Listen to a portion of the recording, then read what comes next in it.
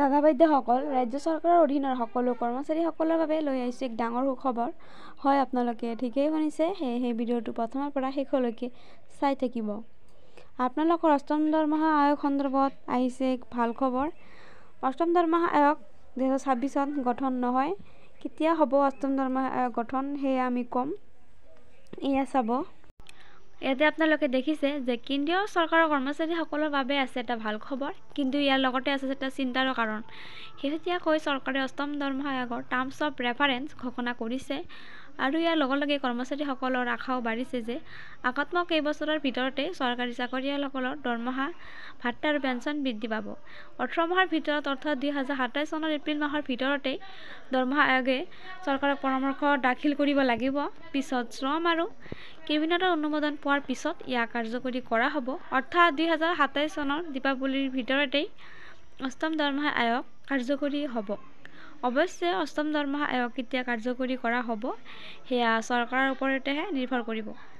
আয়োগে কেন্দ্ৰীয় কৰ্মচাৰী আৰু পেঞ্চনাৰসকলৰ দৰমহা, ভাত্তা, বোনাছ, গ্ৰেচুইটি আৰু পাৰফৰ্মেন্স লিংকড ইনচেন্টিভত পৰ্যালোচনা কৰিব। সমতা আৰু আৰ্থিক ভাৰসাম্য বজাই ৰাখিব যাতে চৰকাৰৰ ওপৰতে বেছি বোজা নপৰে আৰু সেই সন্দৰ্ভতে পৰ্যালোচনা কৰিব। কৰ্মচাৰীসকলৰ বাবে আটাইতকৈ ডাঙৰ প্ৰশ্নটো হ'ল যে দৰমহা কিমান বৃদ্ধি পাব। বিত্তীয় প্ৰতিষ্ঠান কোটাক ইনষ্টিটিউচনেল ইকুইটিজ আৰু এম্বিট কেপিটেলৰ অনুমান অনুসৰি এইবাৰ ফিটমেন্ট ফেক্টৰ 1.8ৰ পৰা 2.46ৰ ভিতৰতেই হ'ব পাৰে।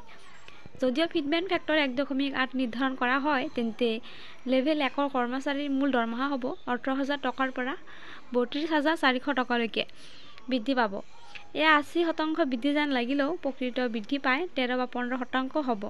কাৰণ নতুন দৰমহা কৰ্মচাৰী হোৱাৰ লগে লগেই ড্ৰেনেজ এলাউন্স 0%লৈকে ৰিজেক্ট হ'ব।